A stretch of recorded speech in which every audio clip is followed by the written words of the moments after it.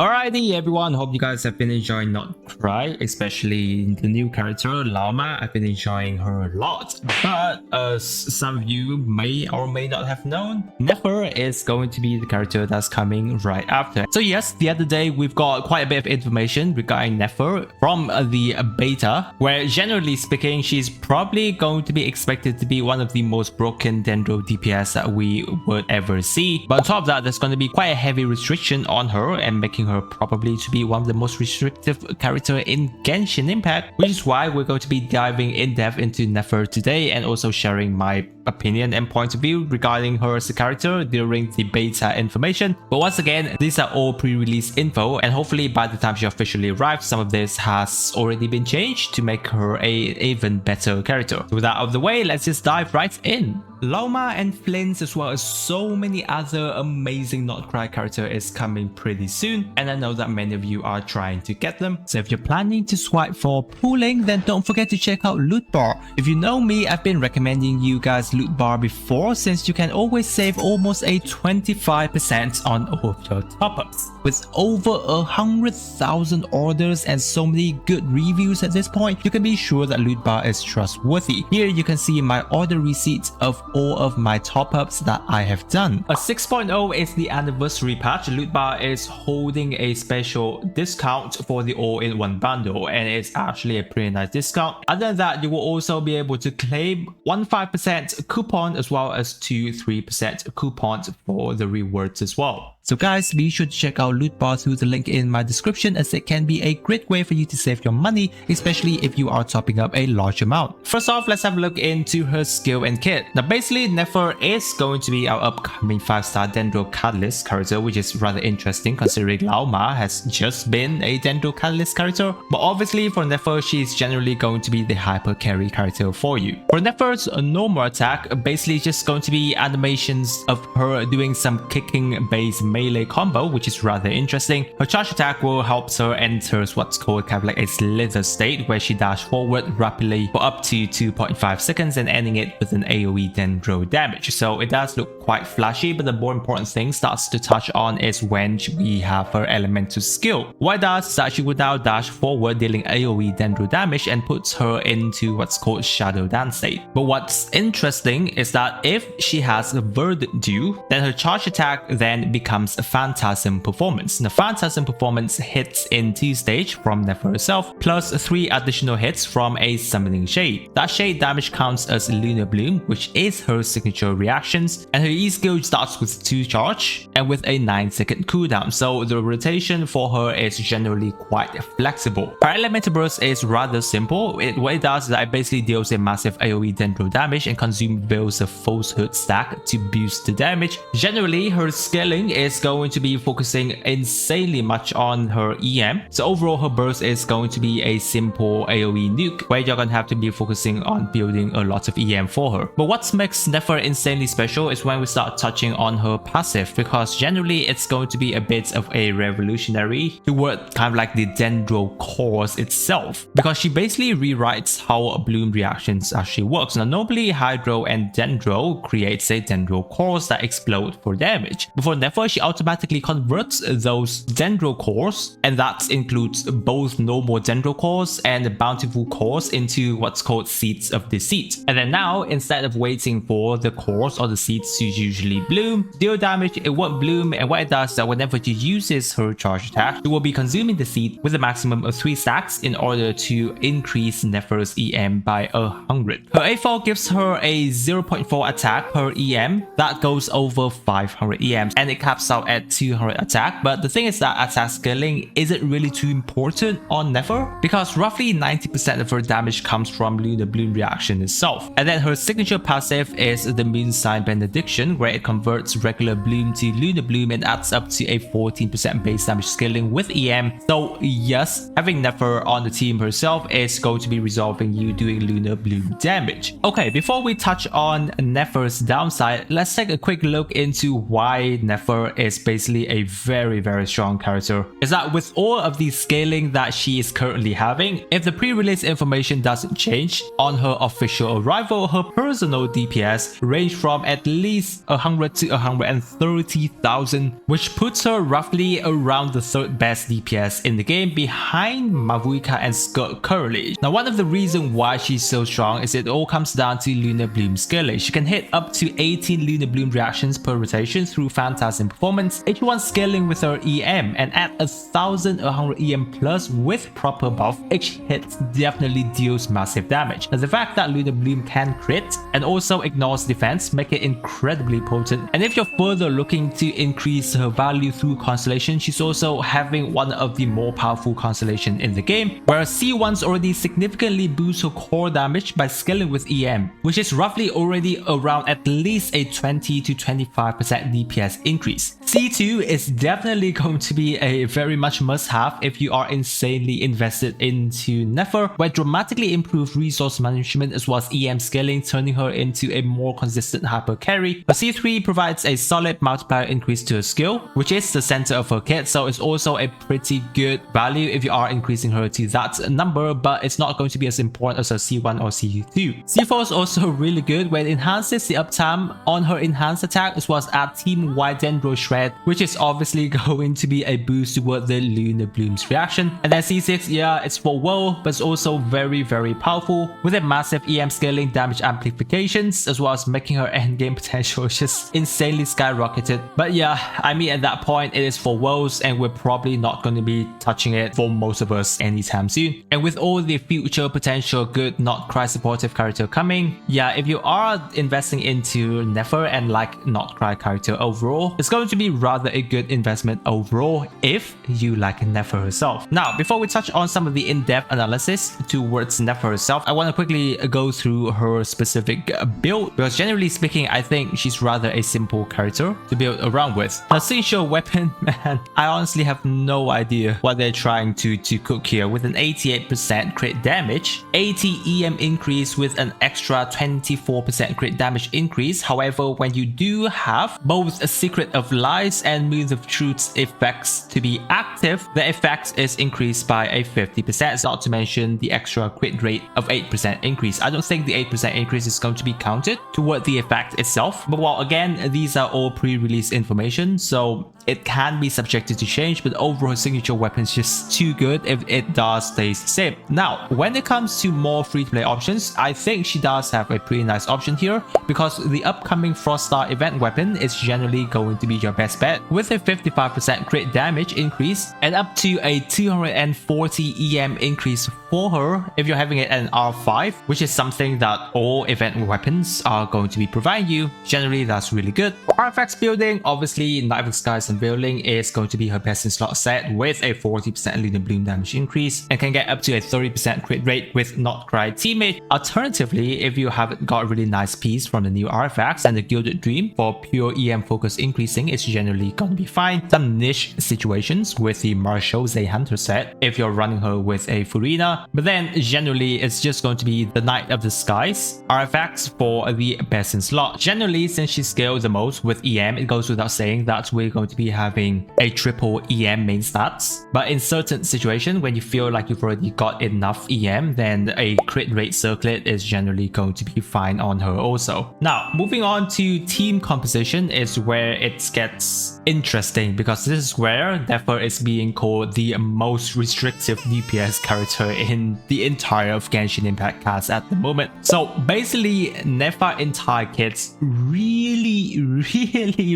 resolve around Lauma. Without having Lauma, her DPS basically drops around 30 to 40%, right? So it's like we're talking about a 450k team DPS to maybe around an 80k DPS team. So yes, usually we have a preference around some of the best support character on a character team, but Nefer here is basically borderline unplayable without Lauma. Lauma provides herself EM buff, resistant shred, Pilgrim buff, and most importantly, the Verdant Dew stack. and Nefer requires this to function at her maximum performance. So when it comes to the most premium team that Nefer is going to be having, there's going to be definitely Laoma. Now I know if you do have her at C6 for that 35% Lunar Bloom damage increase is good, and then Nahida for that really nice EM buff as well as Dendro application, which is going to be fine provided that I know if she is able to have enough Hydro application. That is also if your Laoma is at a C1 level, because otherwise you're not going to be having a proper healer on your team where you know you're going to be having to at least replace Aino with a Kokomi, for example, in order for you to have that consistent Hydro application as well as a decent bit of healing. And obviously at the current point, that's the only some of those character casts that is expected to be on Nefer team. Maybe later on whenever we are around 6.2 or 6.3 when Columbina actually comes to be a Hydro support character, then yes, at that point her team will probably be even better. Now that is for the most premium team, but if you are looking at the budget options and especially without Laoma, then yeah, honestly it's probably going to be a Nefer skip for you. But if you're committed, then your best bet is probably going to be Nefer in FR as a budget EM buffer, Nahida or Dendro Traveler for extra Dendro applications. Well, if you have Nahida, that's going to be an EM buff, and then finally it's going to be a Hydro character. If you're absolute free to play, then it's going to be a Barbara with probably a Thrilling Tales, even though Thrilling Tales doesn't really help much with Nefer specifically. But obviously if you have like other character like Kokomi, then that's still going to be okay. But this obviously drops you down only to around like a 70 to 90k team DPS. You can also try running her as a Hyper Bloom driver with Raiden, Nahida and Xingqiu, but that completely ignores her kit and performs obviously worse than a dedicated Hyper Bloom teams. Because yes, the biggest problem with Nefer herself to be such a restrictive character is because she completely blocks Hyper Bloom or Bergian's reactions. So no Electro Synergy, no Pyro, no Anemo Geo, Cryo, any kind of values, and only locks her into Hydro, Dendro, Lunar Bloom teams. But what's also interesting is she's anti-Nilu as well, because she prevents bountiful cores to be triggered, and characters like Xingqiu and Yelan have poor synergy as well because of her charge attacking playstyle. Though obviously they can still work, but yes, it is shaping up to be her as a character that really values later not cry character to be released, especially, you know, quote unquote Columbina, and having Laoma specifically on her team. And this is kind of like a part of a concerning trend back in Natlan already, where support and DPS character are kind of paired together with Escoffier, Skirk, you have Inefa and Flint, and all the way back when Kinich was more toward kind of like an burning Emily team, but obviously Kinich is more versatile, so we're not going to be mentioning it there. And then now Laoma and Nefer together, so it kind of creates like these closed loop ecosystem that feels incomplete without both units. So basically, even though Nefer is a very strong character, but being such a restrictive character, it does have many red flags. Just earlier, we've already discussed a bit about the supportive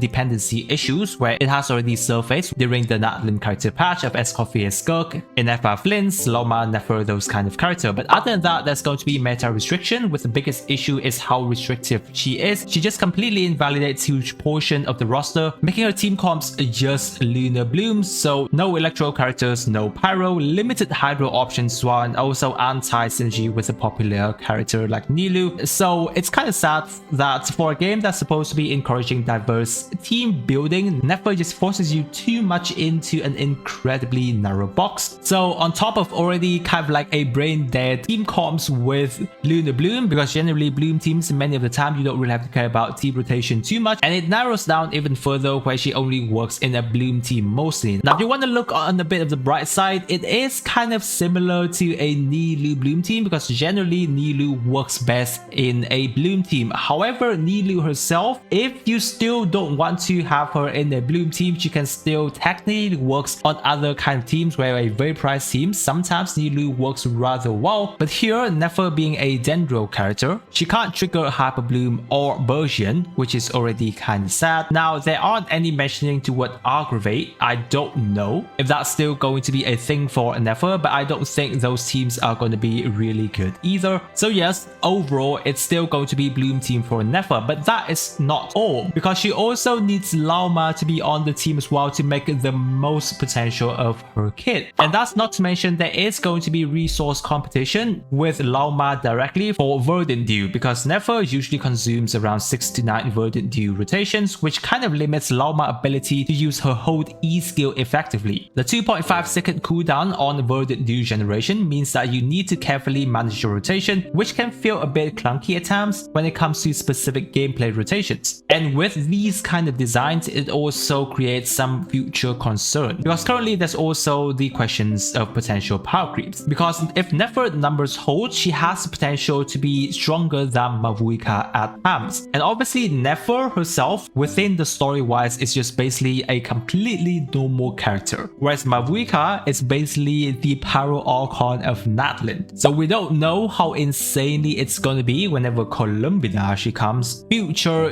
Fatui Harbinger is being released, or whenever the Witches of the Hexen Circle is going to be released, or the god tier character of Genshin Impact is coming, then if the trend continues, that's going to be a bit concerning. So with that in mind, I think we've already discussed quite a bit and looked quite in depth into her specific skill and kit and her build, as well as some of the downside that we're currently having. That's where it leads us to the question of whether or not it's going to be a worth it investment for you to go for the character in 6.1. And so obviously the answer depends insanely too much on your preference wise and your account investment as well. So definitely you can consider pooling if you already have Lauma, because she is insanely essential for Nefer. If you love Bloom team gameplay, but you also hate dealing with Dendro cores cluttering the field, as well as, getting hit by them pretty hard. Other than that, if you want to have access to top tier DPS when it comes to the meta wise, and you don't really mind having the insane restriction of Nefer, not to mention the potential of further investment towards the Not Cry character ecosystem to further increase the potential values of Nefer herself, because from the look of it, if you want to have the best maximum team potential, Nefer is still going to be required you to have quite a bit of investment down the line, not just her weapons, her constellations, but other future potential supportive character for Nefer in the future as well. Then yes, Nefer is going to be a nice character for you to pull, but then it is definitely going to be a skip if you don't have Lauma. If you haven't invested into Lauma, it's insanely hard to pull out the maximum potential. And then at that point, I think you're still better off just playing around with a Nilou Bloom team, and I think Nilou Bloom team is still holding up really well, especially when still Nilou doesn't really care too much about having Lauma as a character on the team, because potentially if you loving Nilou, you want to invest more into her. For example, if you have a C2 Nilou, and then later on if you're also having a C2 Nahida, then overall that team is still going to be very decent. So after everything, for me personally, I still like Nefer as a character. She has a nice design, her animation is kind of cool. So for me personally, as someone who do have a C1 Lauma,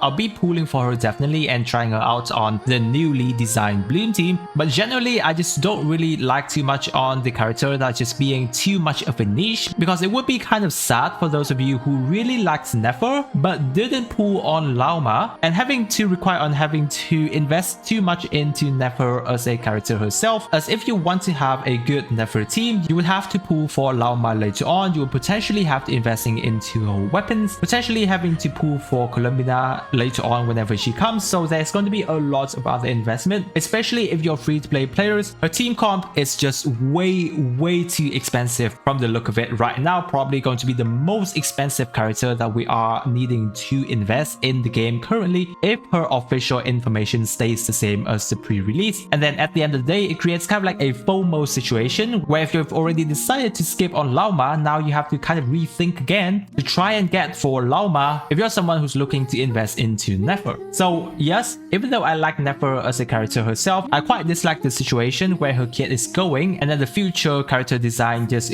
being locked behind having extra supportive character like this. I think that's everything I have to say regarding Nefer herself at the current point. If you have any other discussion or any comment, leave it down in the comment sections, as I always love to discuss with you guys there. If you're new to the channel guys, don't forget to subscribe to support the channel, as well as not miss out on my future Genshin Impact videos. With that, I wish you a super day, and I'll catch you on my next video.